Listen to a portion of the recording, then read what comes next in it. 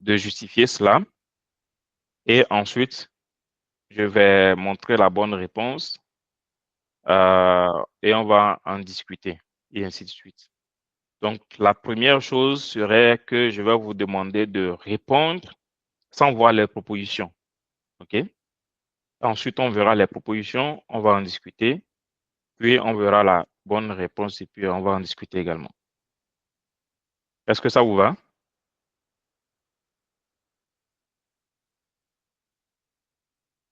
Parfait. Donc, voici la première question. Je vais vous laisser le lire.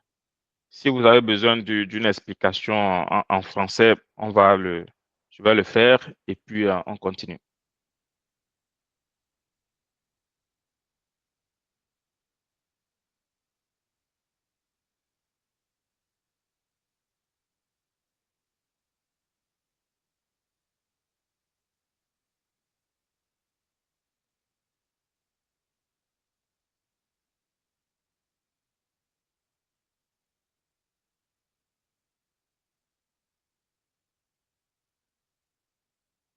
Alors, c'est bon? Est-ce qu'il y a des questions sur l'énoncé?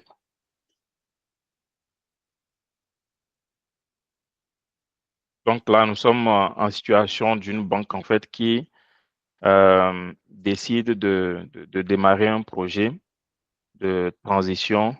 Donc, il servait des petits business et puis des entrepreneurs. Donc là, ils veulent passer à une étape supérieure. Mais l'économie du pays a des difficultés. OK? Et donc, certaines parties prenantes ne sont pas d'accord pour la transformation. Donc, le besoin lié à la transformation. Donc, on pose la question de savoir, what should the project manager do? Dans ces circonstances-là, qu'est-ce que le chef de projet devrait faire, selon vous? Vous êtes dans un projet et puis il y a une situation au niveau de l'environnement, au niveau du contexte du projet qui rend voilà, qui rend les choses difficiles. Mais c'est à ce moment-là qu'on décide donc de faire passer en fait le projet ou l'entreprise à un niveau supérieur, ok, à travers un projet. Donc, on demande à savoir, dans ces circonstances-là, qu'est-ce que le chef de projet doit faire? Oui, Agbeno aussi. Il ne faut pas oublier la partie où on dit some stakeholders cannot agree on this transformation needs. Oui, Agbeno aussi. Ton micro est fermé. D'accord. Bon, je pense que, bon, premièrement, le chef de projet doit euh, mettre en place une stratégie pour analyser ou gérer les parties prenantes qui rentrent au jeu. Comme ils ne sont pas d'accord par rapport euh, aux décisions prises ou bien la situation dans laquelle ils se trouvent, il doit avoir une analyse ou bien une stratégie pour voir le comportement qu'affichent euh, les stakeholders en quelque sorte. Et bon, il doit aussi avoir une stratégie pour la communication pour voir comment il peut gérer ce cas-là. Bon, c'est-à-dire je peux parler du business case. Bon, je ne sais pas s'il peut parler de ça là-bas, mais bon. Mhm. Si il a une stratégie de communication, bien une vision par rapport à ça, ça peut l'aider à mieux gérer la situation qui se présente devant lui. OK. Est-ce que quelqu'un d'autre veut ajouter des choses? Oui, je voudrais intervenir. Mhm. Oui, Salomon. D'après le scénario, on est à l'étape de lancement. ils ont décidé d'initier. C'est comme ça que je l'ai compris. Oui. Ça veut dire que tous les documents nécessaires, y compris le plan d'affaires, est fait. Et on sait que dans le plan d'affaires, comment on dit ça, la justification et la rentabilité du projet est prouvée, de moins à cette étape. Alors donc, si la situation économique du pays ne le permet pas, soit c'est après cette phase, cette phase que la situation est arrivée, ou bien la situation est là, mais l'étude n'a pas tenu compte de ça. Donc, pour moi, le chef de projet doit discuter avec les parties prenantes, surtout celles qui ne sont pas d'accord, pour les comprendre et trouver un terrain d'attente avant d'avancer. Parfait. Toutes les réponses que vous donnez sont correctes, hein? Donc, je suis totalement d'accord que, bien entendu, dans un premier temps, il faut comprendre pourquoi, en tout cas analyser pourquoi il n'est pas d'accord. Et puis, je vais laisser les autres rebondir et puis on va continuer. Oui, Agbena aussi, tu as levé à nouveau la main. Oh non, non, la main restait levée. OK. Stéphane, Willy, Michel, vous voulez réagir? Pour moi, ma connexion m'a lâché une petite seconde. Je n'ai pas écouté les autres par rapport à la discussion qui se faisait. Je pense qu'il, pour le résumer rapidement, il faut essayer de comprendre les parties prenantes et en fonction de la stratégie de changement ou stratégie en fonction de leur processus, agir comme il se doit en fait. Si je veux résumer rapidement les deux interventions. Mais qu'est-ce que toi tu en penses?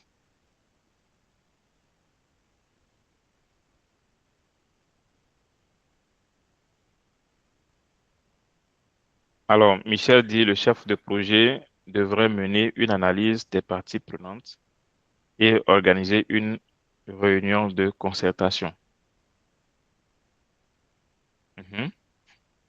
OK. Stéphane, Euh, est-ce que tu as autre chose à ajouter à part ce qu'ils ont déjà mentionné? non, non, non, non. Je pense même OK. que la réponse de Willy va un peu plus dans le sens de ce que je voulais dire aussi. OK. S'il n'y a pas d'autres interventions, je vais commenter un tout petit peu et puis j'ai beaucoup aimé la façon dont Salomon a procédé. Donc, il a détecté immédiatement qu'on était au début du projet. Du moins, voilà, on est à l'étape de l'initiation du projet. Donc, voilà, il se pourrait qu'on soit toujours au niveau du business case où on vient de démarrer, ou voilà, on est sur le point de démarrer. Donc, c'est à ce niveau que le, le, le- les stakeholders ne sont pas d'accord. Donc, déjà, quand on se positionne de ce côté-là, on se rend compte bien évidemment que la planification ne s'est pas encore, en tout cas pour le démarrage, au niveau du démarrage du projet, la planification ne s'est pas encore faite comme il se doit. Bien entendu, il y a une étude et tout, mais la planification ne s'est pas encore faite comme il se doit. Donc, on a le temps d'ajuster les tirs, on a quand même le temps de discuter sur ces notions-là. OK? Donc, c'est une belle occasion que le stakeholders remonte l'information. Donc, on peut en discuter. OK? Maintenant, pour en discuter, euh, déjà, la première des choses, bien entendu, il faut bien comprendre le problème énoncé par les parties prenantes. Donc, l'impact lui, il est carrément contre le projet, hein. Donc, en fonction du business case, maintenant, la situation a changé. Le pays rencontre des difficultés économiques. Donc, quel est l'impact? Donc, il faut analyser cet impact-là. Et donc, une fois qu'on l'analyse, voilà, ceux qui doivent prendre la décision prendront la décision. Si la décision peut être prise au niveau du chef de projet, bah, il le fera. Si ça dépasse ses capacités de prise de décision, peut-être qu'il va se référer au comité de direction. Ça peut également dépasser la capacité de prise de décision du comité de direction et aller vers le sponsor. Et ça peut aller encore beaucoup plus loin. Mais on est tous d'accord que la première étape, c'est de comprendre hein, les parties prenantes, d'analyser le problème, de faire des propositions et pour la prise de décision, donc d'aller vers la personne qui est en mesure de prendre la décision s'il le faut. Donc, au niveau des propositions, il y a 4 propositions. La première proposition, escalate the issue to the sponsor and ask for stakeholder engagement. Deuxième proposition, review the project's business case and update it periodically. Troisième proposition, implement a communications management plan. Quatrième proposition, plan for strategic program management. Alors, d'après tout ce que nous avons discuté, quelle est la bonne réponse? N'oubliez pas la question. La question dit, what should the project manager do? Donc, en fonction de cette situation-là, où les stakeholders ne ne veulent pas être d'accord par rapport à la transformation. Nous sommes en début de projet. What should the project manager do?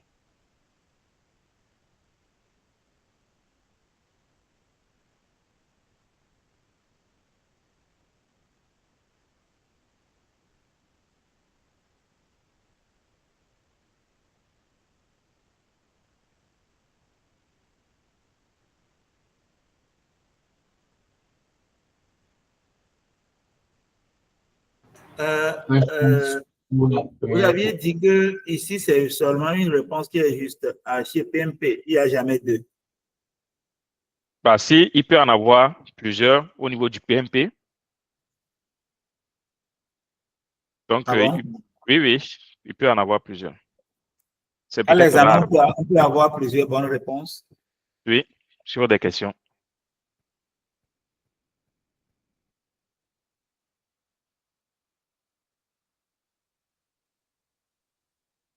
Donc, moi, Mais vous le verrez, hein, ça dit, en fonction de la question posée, on vous dira choisissez 2 réponses, 3 réponses, ou tout simplement, bah, vous verrez comment on les appelle là, des cases à cocher en fait.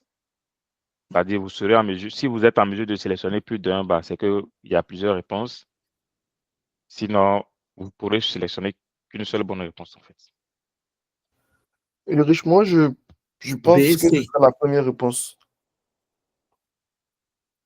La première réponse, Est-ce que les c'est... sponsor and ask for stakeholder engagement?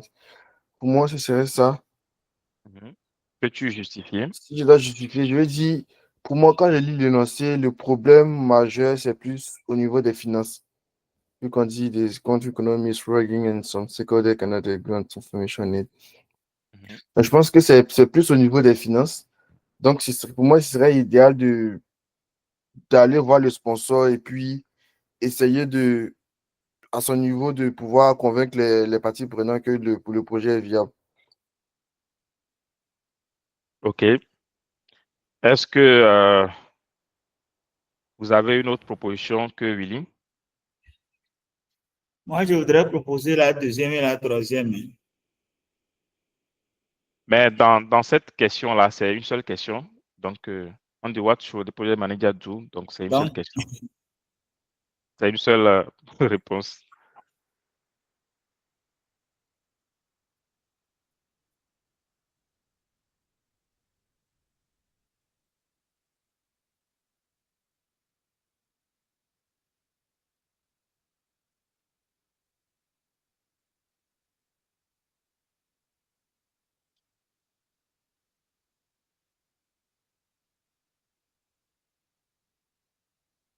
Bon, Salomon, j'espère que je n'avais pas mal compris ta question. Tu parlais des questions au niveau de l'examen réel, n'est-ce pas? oui. OK.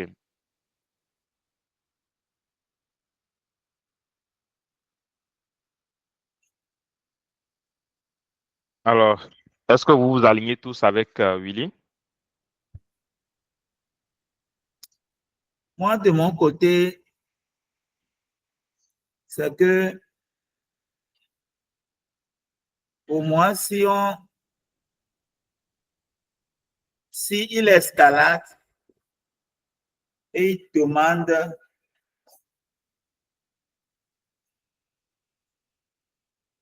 l'engagement des parties prenantes, c'est comme s'il est en train de faire un forcing, en fait, pour obliger, pour que les sponsors prennent une décision qui s'impose aux parties prenantes. Pour moi, ça ne laisse pas place au dialogue. OK. OK. Alors, selon toi, quelle est la bonne réponse?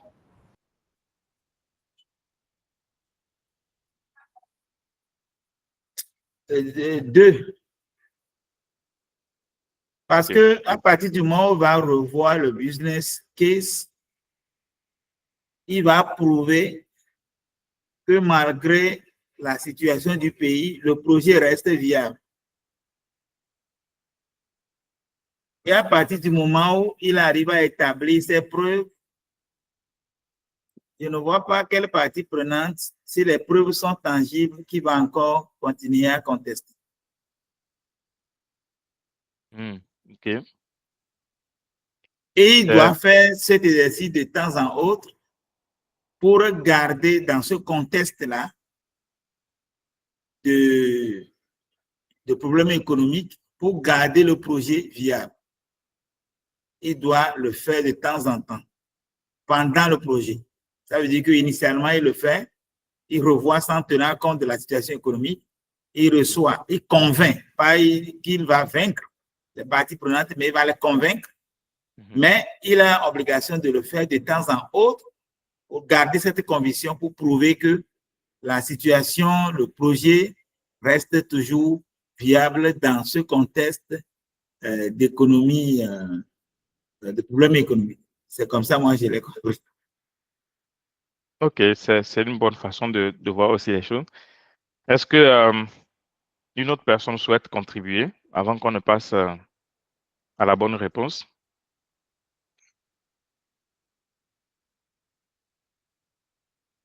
Parfait. Alors, les réponses que vous avez données sont des réponses qui ont été bien justifiées, mais je voudrais revenir sur ce que tu as dit, Salomon. Déjà ici, au niveau de l'énoncé, on dit a bank has decided to initiate a project. Donc, déjà, la banque a, voilà, c'est une décision qui a été prise. Donc, bien entendu, nous tous, nous savons que c'est suite à un business case, donc une étude de cas qui a été faite. Et ils ont trouvé que, bon, voilà, peu importe la raison, ils veulent, ça peut être une raison stratégique, économique, peu importe, hein, ils ont quand même la raison pour laquelle ils souhaitent faire le business. OK? Donc, c'est sûr que nous ne la connaissons pas, donc nous ne pouvons pas spéculer là-dessus. Donc, ça, c'est une chose. Ils ont décidé de faire le projet. Maintenant, on ajoute une information. The country's economy is struggling. OK? Donc, le pays rencontre des difficultés économiques and some stakeholders cannot agree on these transformation needs. Donc, jusque-là, rien ne dit que le fait que le pays rencontre des difficultés sur le plan économique aura un impact sur le projet. C'est vrai que c'est une banque, mais ça peut même être une opportunité. OK? Ça peut même être la cause pour laquelle ils veulent agrandir le business. Donc ça, on n'en sait rien, donc on ne peut pas spéculer là-dessus. Mais juste que quand on regarde les deux notions, on voit très bien tout simplement que les stakeholders, ils ne sont pas d'accord pour la transformation parce que le pays rencontre des difficultés sur le plan économique. Donc, ça, c'est l'information qu'on peut retenir. Alors, dans cette situation, si on avait demandé à savoir qu'est-ce que le chef de projet doit faire à la suite, OK, à la suite que les stakeholders demandent, en fait, sont contre. Donc, la réponse serait peut-être d'essayer de les comprendre, comme on en a déjà parlé, essayer de les comprendre, bien relever leur argumentation, en discuter peut-être, et ensuite passer par le pipeline normal du processus de changement. C'est-à-dire, dans le processus de changement, il y a différentes étapes hein, et ça peut s'arrêter à n'importe quelle étape. Déjà, au niveau de l'étude, si on étudie et puis on voit que, bon, OK, le changement, en tout cas, ce que vous demandez n'est pas viable, on envoie un refus tout simplement pour dire que, bon, OK, on refuse le changement. Donc, sont les parties prenantes, ils ont exprimé leurs besoins. Maintenant, dans leurs préoccupations. Maintenant, dans les propositions, la première proposition, il y a escalate the issue to the sponsor and ask for stakeholder engagement. Donc, ça, si on veut procéder par élimination, c'est une action qui est envisageable. Pourquoi? Parce que la banque a décidé d'initier le projet.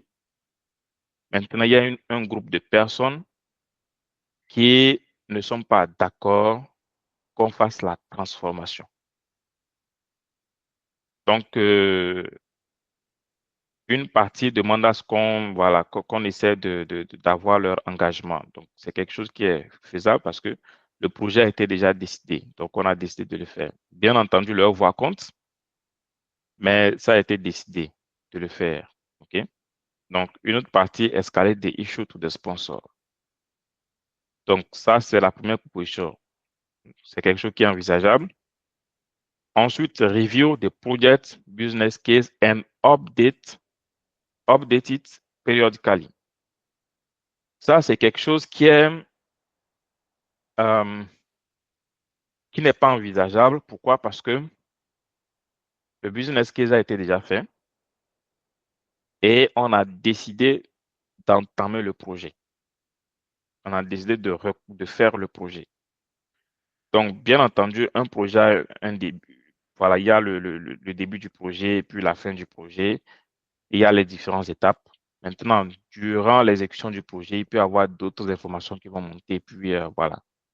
Mais dire de refaire le business case, il y a des business cases qui peuvent prendre 1 an, 2 ans. Donc, et qui engagent beaucoup de ressources. Et si on doit le refaire et puis le faire périodiquement, cela n'est pas viable. Mais par contre, on peut entamer le projet, se servir des informations qu'il y a au niveau du business case et les étayer au fur et à mesure. Donc, au fur et à mesure, il y aura d'autres informations qui vont apparaître et ça va constituer des documents du projet. Donc, l'analyse va continuer dans ce sens-là. Troisième proposition, implement a communication management plan. Ça, c'est quelque chose qui va se faire de façon naturellement. Ce n'est pas parce qu'il y a un problème qu'on va sauter les étapes pour aller le faire automatiquement. Et puis, ce n'est pas trop lié à la problématique ici. Quatrième proposition, plan for strategic program management. Donc, si on suit notre stratégie d'élimination, en temps normal, la dernière proposition, c'est quelque chose que vous allez éliminer systématiquement parce que vous ne verrez pas de lien avec l'énoncé et puis la question. Les autres semblent avoir un lien, mais je suis certain que le prochain élément à éliminer serait Implement Communication Management Plan. Maintenant, en ce qui concerne ces deux éléments, on serait tenté, OK, c'est même ça le piège, on serait tenté de revoir le business case parce qu'on dit que, bon, OK, le pays rencontre des problèmes économiques. Donc, on est immédiatement tenté de dire que, bon, OK, on revoit le business case. Mais il ne faut pas oublier que le business case a été fait et c'est d'après ce business case qu'on a décidé d'entamer, on a décidé de démarrer le projet. Et au moment où on décide de démarrer le projet, il y a des parties prenantes qui sont contre parce qu'ils donnent leur raison. Donc, vu qu'on a décidé de démarrer le projet, on pourrait entamer un processus de prise en compte de leurs demandes. Donc, on appelle ça processus de changement, c'est-à-dire ils font une demande, on étudie la pertinence de leur demande, on étudie les impacts, et voilà, si à la fin, si la décision doit être prise par toute personne, on va le faire. Donc, quand on suit le processus, une des étapes où ce processus peut mener, c'est d'en parler en fait aux sponsors. Parce que si on fait l'analyse et on se rend compte que ils ont raison, ça a effectivement de l'impact, il se pourrait que ce soit le chef de projet qui ait le pouvoir de prendre la décision d'arrêter le projet ou non. En général, c'est le sponsor. Voilà, c'est le sponsor qui a cette capacité-là au niveau des projets.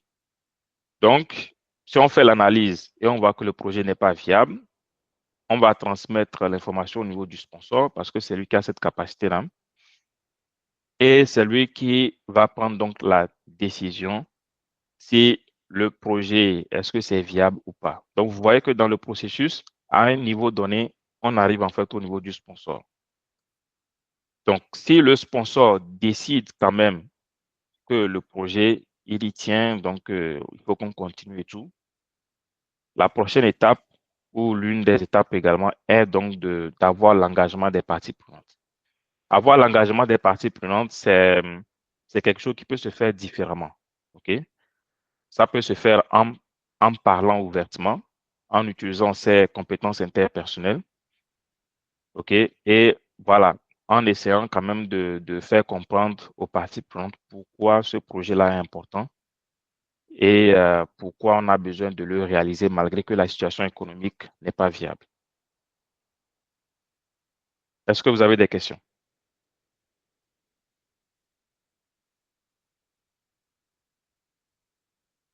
L'autre chose que je peux ajouter également, c'est que je pense que c'est Willy, non, c'était Michel, je ne sais plus trop. L'un d'entre vous a mentionné voilà, la situation économique et aussi le sponsor. Il peut peut-être avoir ce lien-là, mais le lien se trouve plus du côté du fait que les parties prenantes sont contre le projet.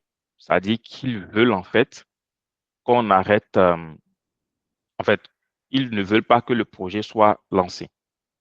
Donc, de ce point de vue, le sponsor, c'est lui qui a la force de décision de ce côté-là. Donc, c'est plus pour cela, en fait, on se réfère à lui. Oui, Salomon? En fait, est-ce que cela, vous avez dit un truc qui m'a un peu chose. Est-ce que ça veut dire que lorsqu'on finit on est prêt de lancer un projet et qu'il y a un risque survient, on ne peut pas faire l'analyse et revoir le business case pour s'assurer que le projet reste viable? Parce que ça prend du temps des fois. C'est quelque chose qui peut se faire. C'est quelque chose qui peut se faire. Mais ici, rien n'indique en fait que le business case n'a pas été fait en toute connaissance de cause de trucs là, de la situation économique du pays.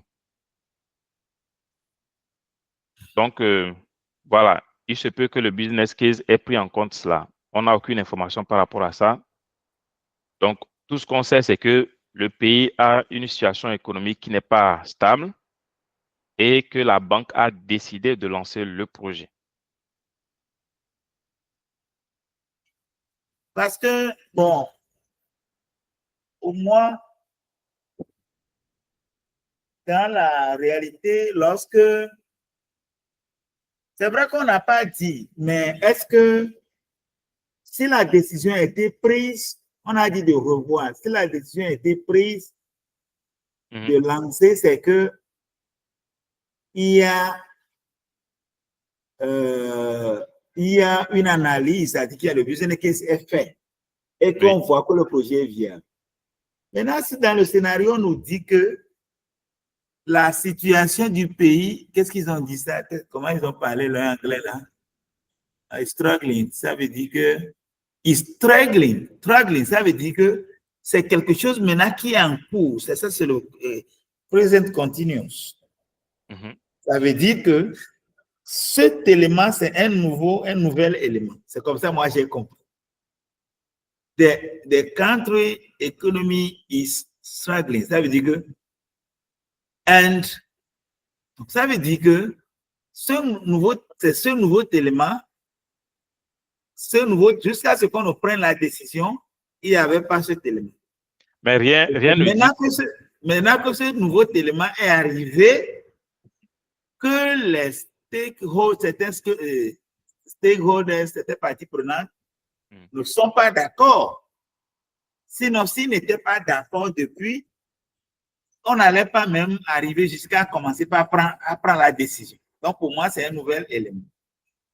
Et donc, si on escalade ce problème-là aux sponsors, pour que les sponsors prennent une décision, il faut qu'ils s'assurent, le sponsor aussi s'assure que tel que c'était, c'est toujours viable. C'est pour ça, honnêtement, je pense que le business case devient un outil de décision éclairée pour le sponsoriste. Quand le chef du projet lui envoie la balle, il va dire, mais est-ce que vous avez fait les analyses que le projet reste toujours viable? C'est en fonction de ça que je peux agir. C'est comme ça, moi, j'ai compris.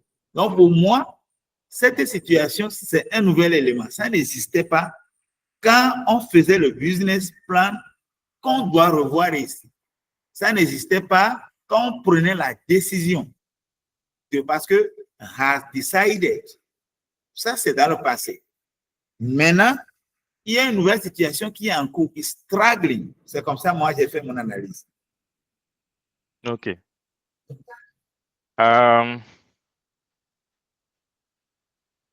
Déjà, moi, je ne vois rien qui indique en fait que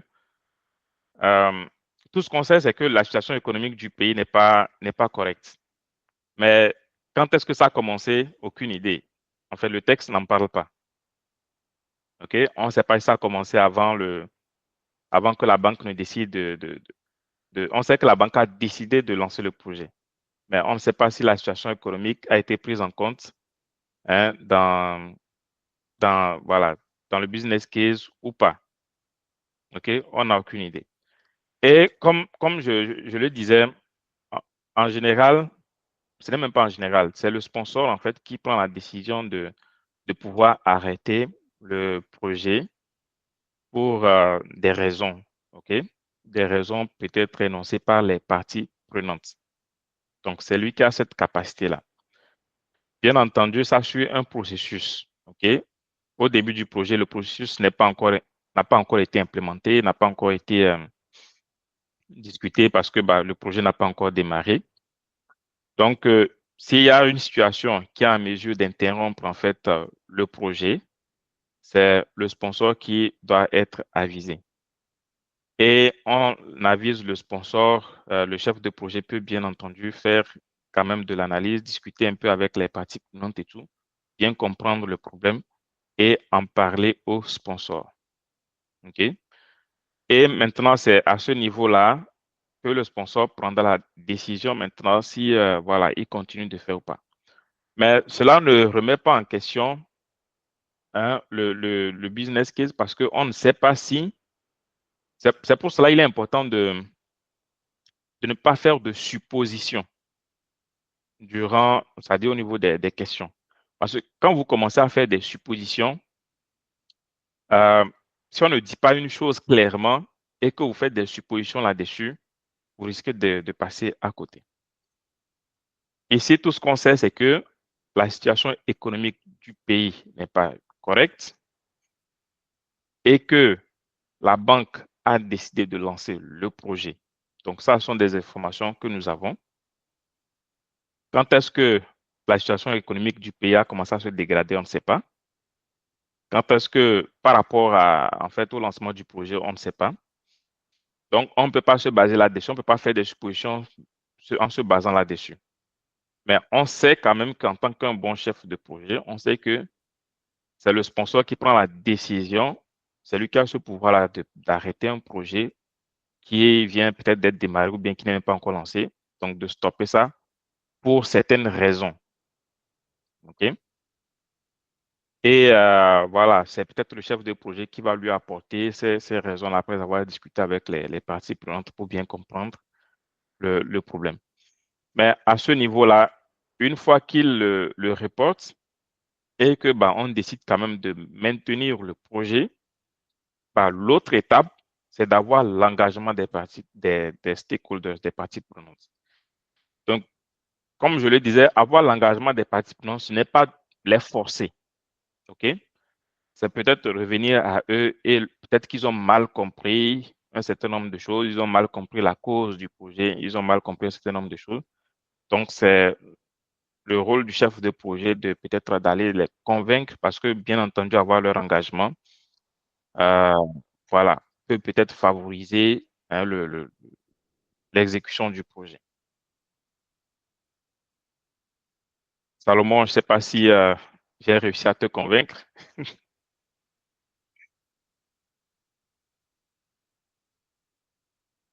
Je comprends que tu fais la supposition que ça a commencé, en fait, le projet en fait, la situation économique du pays a été constatée après qu'on ait décidé de lancer le projet. Mais encore une fois, rien ne le dit en fait. On sait juste que la situation économique du pays n'est pas viable. OK, il n'y a pas de souci. On peut Parfait. avancer. Est-ce qu'il y avait d'autres commentaires? Ulrich, s'il te plaît. Oui. C'est vrai que tu as beaucoup expliqué, mais la réponse finale, c'est quoi? La réponse finale, c'est le A, escalate the issue to the sponsor and ask the stakeholder engagement. Ok, merci.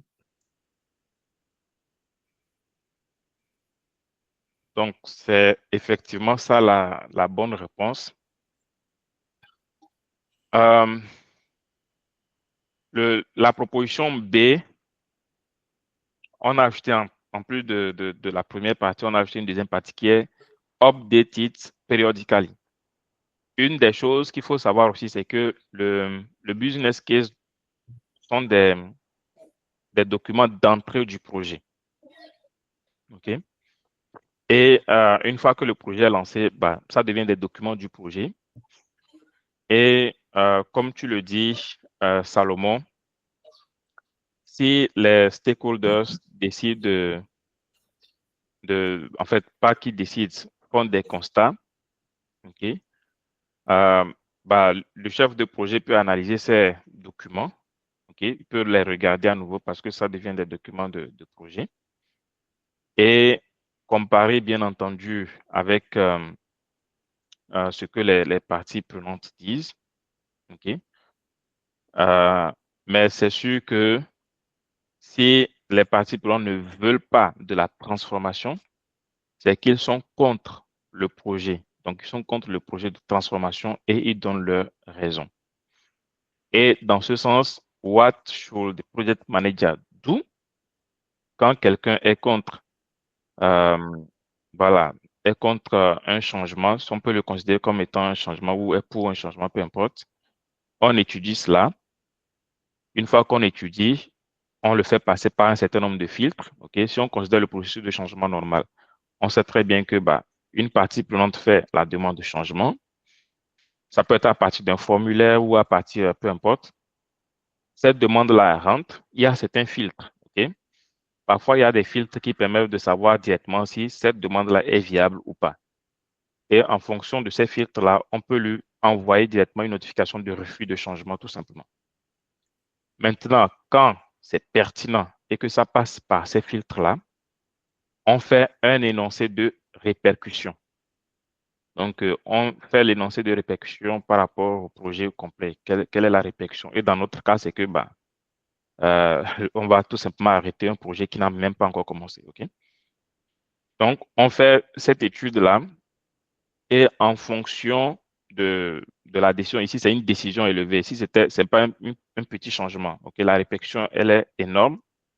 C'est tout le projet qui va être arrêté. Donc, c'est directement le sponsor. Mais si c'est une demande de changement basique, il peut arriver que ce soit le chef de projet qui puisse prendre la décision en fonction de l'énoncé de répercussion. Il peut arriver aussi que ce soit le comité de direction qui prend la décision. Okay? Si ça dépasse le chef de projet. Et si ça dépasse le comité de direction, comme dans notre cas où il s'agit de lancer le projet ou de le stopper, ou de ne pas le lancer, ça peut aller en ce moment au sponsor. Et dans notre cas, la réponse est d'en parler. Escalate ici, ça donne l'impression qu'on est en train de dénoncer les parties prenantes, mais ce n'est pas le cas.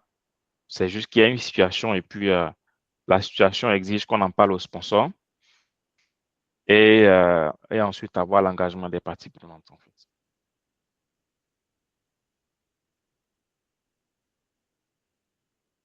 Parfait. S'il n'y a pas d'autres interventions, on va évoluer. Je vous laisse lire et on fait la même chose, en fait.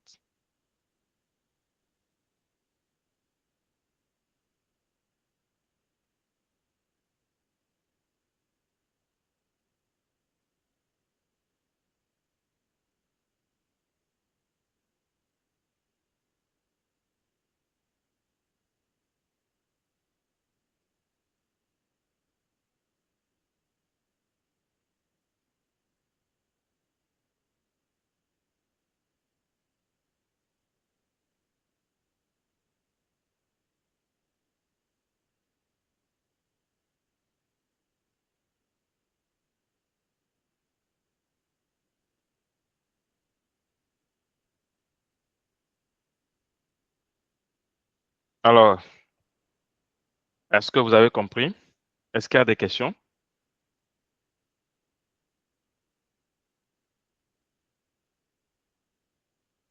S'il n'y a pas de questions, est-ce que, selon vous, on dit la question ici, c'est What should the project manager have done to avoid this situation? Alors, selon vous, qu'est-ce qu'on aurait pu faire pour éviter cette situation? Donc, je peux expliquer rapidement. A building management system project is in the commissioning phase and handover to the operation team will commence soon. Donc, on a travaillé sur un système de gestion au niveau d'un bâtiment et que on est arrivé à un niveau donné où on veut le transmettre en fait à la partie opération. Mais, however, the project manager noted that both the project and operation team are not able to properly operate the BMS. Donc, les deux équipes ne sont pas en mesure d'utiliser proprement ce système-là. As a result, there is an increased risk of the project schedule being delayed. Donc, cela retarde le projet et cela est bien entendu un risque. What should the project manager have done to avoid this situation? Qu'aurait pu faire le chef de projet pour éviter cette situation?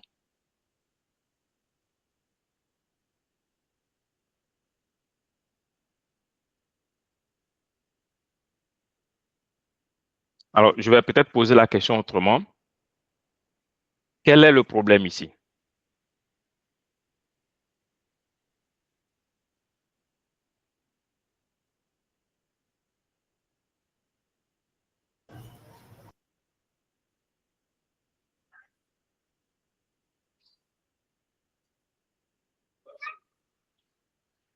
Personne? C'est comme ils ne maîtrisent pas l'affaire pour l'exploitation.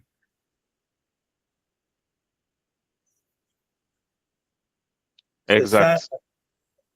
Bon, je dis exact, mais je ne dis pas que c'est ça la bonne réponse, mais oui, ça peut être ça le problème. C'est-à-dire, ils ne savent pas utiliser le système. C'est ce que tu veux dire? Oui, oui. OK. C'est, c'est- je pense également que c'est le problème qui est décrit ici. Maintenant, vous voulez demander c'est dû à quoi? Qu'est-ce qu'on a Exact. raté? Qu'est-ce qu'on a raté? Exact. Qu'est-ce que le chef de projet a raté? Qu'est-ce qu'il aurait pu faire pour éviter la situation? Transfert de compétences au fur et à mesure. Mhm. OK. Mais il ne faut pas oublier qu'ici, on dit l'équipe projet, ni l'équipe des opérations ne savent utiliser le système. C'est ce qui me paraît bizarre pour l'équipe projet aussi. C'est la partie équipe projet qui me paraît assez bizarre quand même. Sinon, qui sont ceux qui ont travaillé sur le projet jusqu'à ce que le produit ne soit prêt à l'emploi?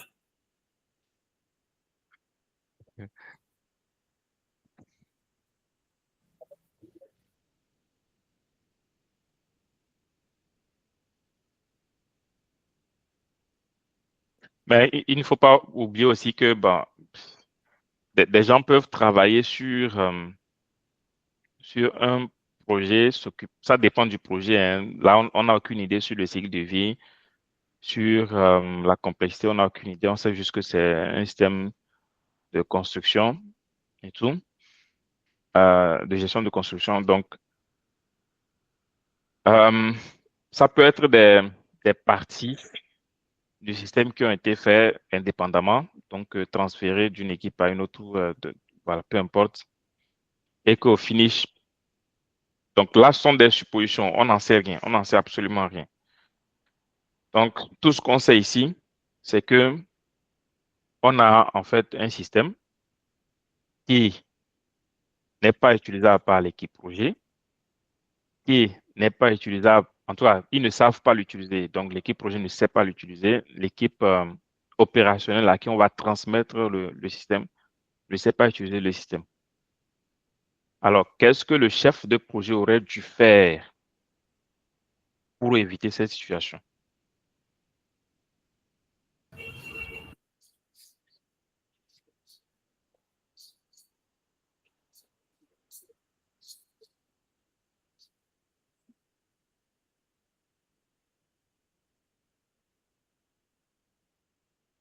Personne? Stéphane, Agbenon aussi, Michel, Willy.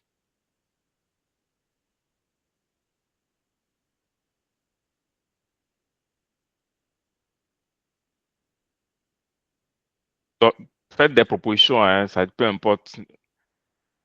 Il n'est pas nécessaire d'être certain de la réponse. Donc, faites-moi des.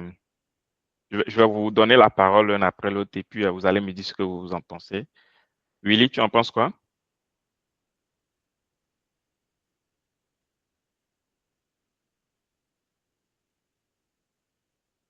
Ton micro est fermé.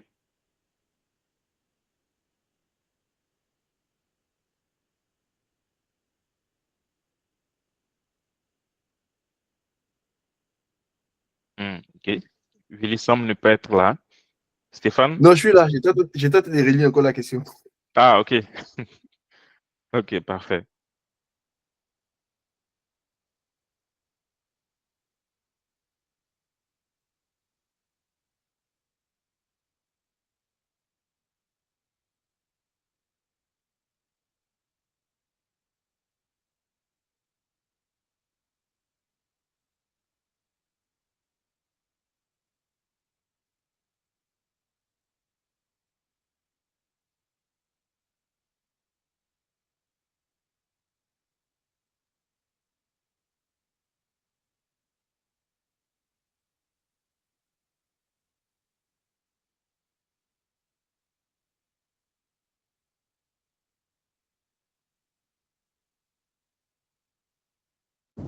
Luis, Oui, Michel. il n'y a pas moyen d'avoir les questions en français.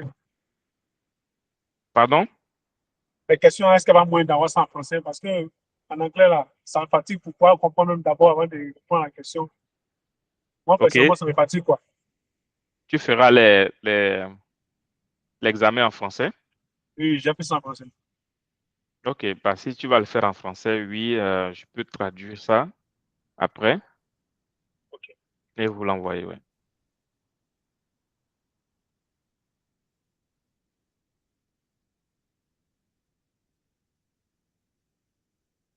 Willy, ça peut aller? Ouais, Est-ce que tu as une idée de ce que le chef de projet aurait dû faire? je pense qu'il y a ici, c'est un problème de communication, hein, selon moi. Ok, à quel niveau? Je pense que le problème, c'est qu'il n'y a pas eu implication de l'équipe, comment on les appelait déjà, les opérations. Et J'ai qui? j'ai pas trop envie d'aller, je sais pas si c'est plus la méthode Scrum qu'ils ont utilisée, mais je pense que peut-être les revues, les rétrospectives n'ont pas été tellement impliqués parce qu'on voit qu'il là, il n'arrive pas à suivre. Il y a quand même des phasages entre les deux. Donc, je me dis, peut-être implication de toutes les parties prenantes, c'est ce qu'il aurait pu faire mieux, vu qu'on sait ce qu'on demande. Ok. Pour une des choses qui va t'amener en fait à éliminer le cycle de vie agile, ils ont mentionné ici, project is in commissioning phase and handover. Donc, ils ont organisé, voilà, c'est-à-dire le projet en phase. Et pour les projets qu'on organise en phase, c'est généralement des projets primitifs. Ça peut être aussi hybride, mais il y a la notion positive dedans.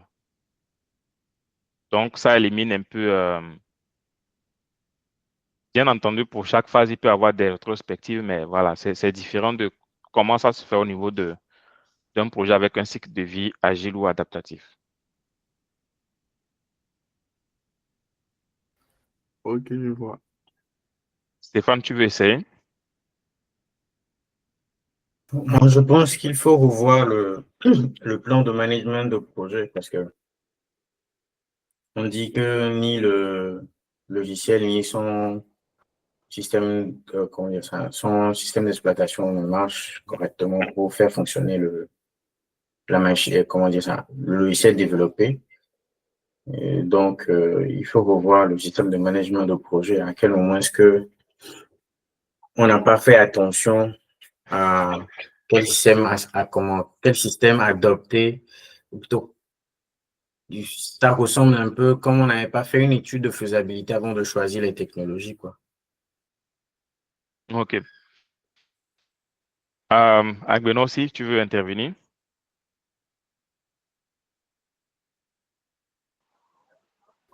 Bon, je peux dire que euh, bon, le chef de projet n'a pas euh, communiqué avec toutes les personnes, toutes les parties prenantes du projet pour qu'ils aient une idée de la solution sur laquelle ils travaillent. Parce que c'est pas à la fin du projet que, bon, la personne, bien, les personnes qui doivent utiliser la solution vont avoir des manquements, des problèmes pour l'utilisation de la solution. Donc, du tout début, il devait impliquer les personnes qui vont utiliser la solution, d'autres parties qui ont aussi un rôle à jouer. Donc, dans ça, avant de clôturer le projet. Parce que sans ça, à la fin, remettre la solution sans aucune information par rapport à ça, ça sera compliqué. Parfait. Et Michel?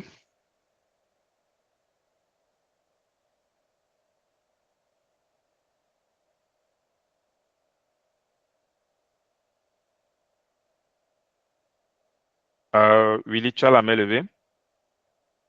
Oui, moi OK. j'ai une préoccupation parce que vers la fin, on dit il y aura des risques de retard sur le projet. Donc c'est comme si le projet n'est pas complètement terminé ou bien la phase de transition, parce que dans d'ouvert c'est transition. Est-ce que la phase de transition c'est pendant le projet ou bien ça doit se faire après, du genre qu'on a fini de développer le système et puis je peux dire ça peut-être le livrable. Est-ce que ça s'est fait pendant le projet ou bien c'est après la clôture? Parce que là, on dit qu'il y aura un retard dans le projet, il y a des risques de retard. Oui. Déjà, il faut noter que nous sommes toujours dans le projet parce que nous sommes à une autre phase du projet qui est, voilà, transmettre en fait le système à l'opérationnel. Donc, c'est toujours le projet qui est en cours, en fait. En fait, ici, c'est un projet prédictif avec des phases. OK? Et la phase voilà, cette phase-là peut être assimilée à une phase de clôture de ce que nous avons étudié. OK? Donc, dans la phase de clôture, il y a beaucoup de choses qui peuvent se faire. Donc, notamment le livrable, donc transmettre le livrable et puis voilà. C'est bon, Willy? Oui, c'est bon, comprends mieux. Parfait. Michel, tu voulais ajouter quelque chose? Non, moi, j'ai rien à ajouter. OK. Quelqu'un d'entre vous a parlé, ouais, je pense que c'était Stéphane. Je suis totalement d'avis également avec toi qu'il y a eu un problème au niveau de la planification. Et puis Salomon aussi, je pense que tu as mentionné ça également. Comment se fait-il qu'on arrive au niveau de la livraison ou au niveau de la transmission du système et on ne sait pas, c'est-à-dire, on ne sait pas transmettre l'information de comment utiliser ce système-là. Donc, il y a eu un grand manquement au niveau de la planification. Et voilà, je pense que vous tous, hein, vous avez mentionné presque la même chose de différentes façons. Donc, vous voyez que ça, par exemple, en analysant la question, en tout cas le texte et la question, ça vous donne déjà une idée de où on s'en va, ok, sans même regarder les propositions. Et maintenant, bien entendu, en regardant les propositions, bah, ça va vous éclairer un peu plus, ok, par rapport à la bonne réponse. Alors, ici, both teams together in joint meeting to resolve the issue. Donc, regrouper les deux équipes dans une rencontre pour résoudre le problème. On se rappelle que la question, c'est what should the project manager have done to avoid this situation? Donc, déjà, lui, on élimine parce que le problème est déjà là. Donc, voilà. Made some adjustments to BMS to be more suitable for the teams. Donc, est-ce qu'on va revoir le système pour que ce soit adapté à l'équipe? Le problème n'est pas, on n'a pas mentionné ici que c'était trop complexe pour eux. On sait juste qu'ils ne savent pas l'utiliser. Ensuite, allocated et dedicated handover team at early stage of the project. Est-ce qu'il faut former une autre équipe qui va s'occuper de la transmission du système? Je ne pense pas que c'est ce qui aurait dû être fait. C'est possible que c'est ça, mais il faut déjà le planifier en amont. Et c'est pour cela, la bonne réponse est allocated proper resources for training on BMS in the project plan. Donc, déjà, au niveau de la planification, il faut avoir pensé à la formation. D'accord? Il faut avoir pensé à la ressource qui va former. Qui sont ceux qui sont qualifiés, qui peuvent transmettre la connaissance sur l'utilisation du système. Il faut déjà avoir cette ressource-là, les avertir, les notifier que, bon, OK, à tel moment, on aura besoin d'eux pour transmettre la connaissance. Ulrich, Oui. je pense que la troisième et la quatrième réponse disent la même chose. La troisième proposition, allocated and dedicated handover team at early stage of the project. Pourquoi tu dis ça veut dire la même chose? Parce que tel que tu le décris, la quatrième réponse, c'est comme si on aurait dû prévoir dans le plan des personnes qui allaient s'occuper du transfert de connaissances lorsqu'il allait être le temps de faire la passation. Et la troisième réponse aussi dit de prévoir une équipe transfert au début du projet. Je pense Oui, que mais la quatrième réponse est plus complète parce que là, on parle de prévoir déjà dans le plan. En même temps, la première réponse aussi dit la même chose aussi. Mais ce que tu oublies, c'est qu'au niveau des ressources, ça peut être juste des documents. Ça peut être plein de choses. Il faut juste le planifier. Mais là, on parle d'une équipe. Avoir une équipe qui se concentre sur la transmission du système. Et puis, handover, voilà, c'est vrai qu'on peut inclure la formation dedans, mais voilà, on peut aussi ne pas l'inclure dedans. Ouais, je pense que tant que la quatrième réponse est là, elle englobe tout.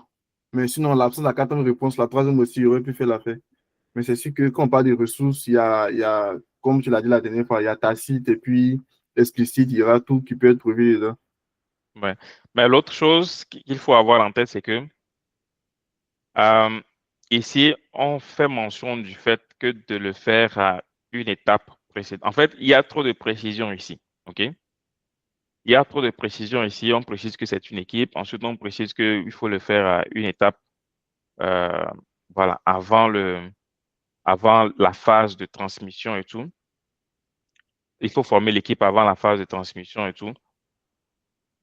Dans la planification, ça peut se faire de plusieurs façons, OK? Ça peut se faire de diverses façons.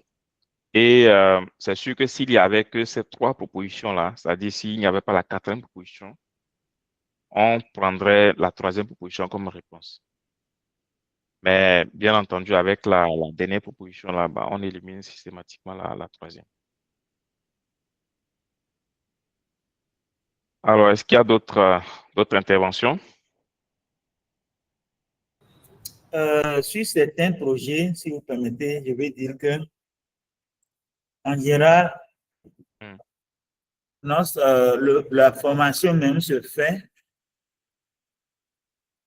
à l'équipe avant la phase d'exécution du projet sur le terrain pour qu'ils puissent mieux suivre. OK, oui, oui. En général, nous on fait ça. Hein. Vous voulez installer, par exemple, une plateforme de banque en ligne. Donc, avant que le prestataire ne vienne, la première étape, c'est qu'on vous forme, on vous envoie en formation, on vous forme sur la technologie. Et comme ça, sur le terrain, pendant l'implémentation, vous suivez mieux, vous posez les meilleures questions et vous avez le temps d'approfondir la théorie acquise de l'autre côté. Exact, exact. Parce qu'on a constaté des fois que quand on fait c'est juste un partage, hein, quand on fait l'implémentation avant d'envoyer les gens en formation, des fois, ce n'est pas ça. Mhm. Il y a un décalage et on a trouvé que il faut mieux être formé sur la chose.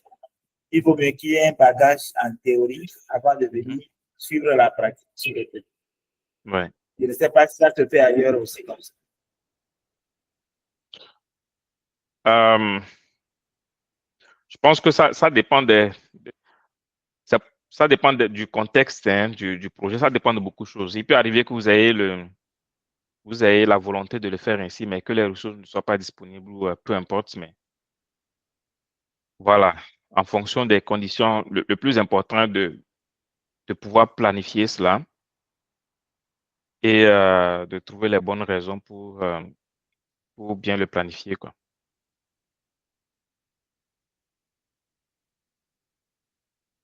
Alors, est-ce qu'il y a d'autres interventions?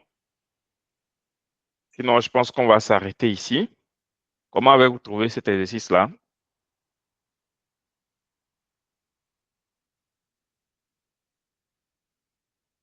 Très intéressant et instructif. Parfait. C'est l'idée. Je vais peut-être partager avec vous le document parce qu'il y a la partie où la partie des techniques de réponse. ça peut peut-être que vous allez le réviser. Je vais le mettre sur eSoft Solution, comme ça vous pourrez le télécharger au besoin. D'autres interventions?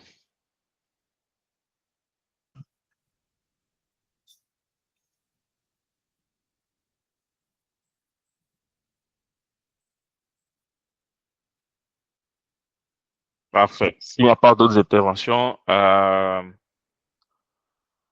je vais encore une fois vous encourager en fait à réviser. Moi, je veux vraiment vous voir réussir l'examen avant, euh, avant la fin de cette année. OK? Je veux vraiment que vous puissiez le faire avant la fin de cette année. Bah, si vous ne pouvez pas, c'est pas grave. Mais ça serait intéressant de dire que, bon, voilà, vous avez conclu l'année 2025 avec l'obtention de la certification PMP. Euh, mais cela va se faire en travaillant sur, en faisant les quiz. C'est très, très important.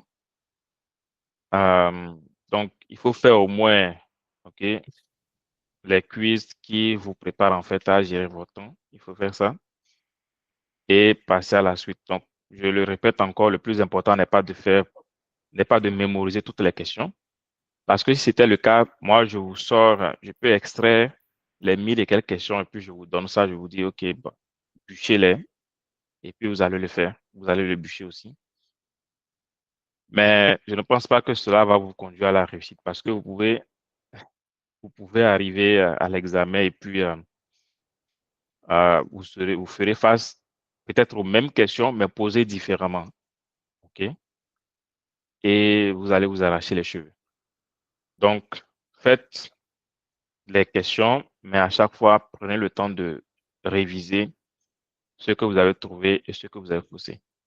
Moi, je me rappelle que j'avais fait deux examens blancs et j'avais pris une semaine pour réviser le premier examen blanc. Je me rappelle, c'est pour cela que je suis surpris avec vous, les scores que vous avez, parce que moi, je me rappelle que j'avais eu, à mon premier examen blanc, j'avais eu 46% de réussite sur les 180 questions.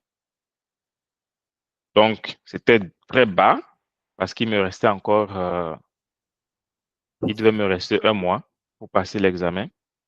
Donc, je l'ai fait un samedi. J'ai pris la semaine suivante, toute la semaine suivante pour réviser les 180 questions. Donc, toutes les questions faussées comme toutes les questions trouvées. Et le week-end qui a suivi, j'ai refait un autre examen et là, j'étais autour de 84%. Et bah, j'ai révisé à nouveau et je suis allé à l'examen directement. Donc, je vous conseille de faire ça parce que ça va vous aider vraiment à comprendre les tournures des questions. Et puis, voilà. Il est 17h, bah 18h, c'est ça, non? 18h, oui. Donc, s'il n'y a pas d'autres questions, d'autres préoccupations, on va arrêter ça là.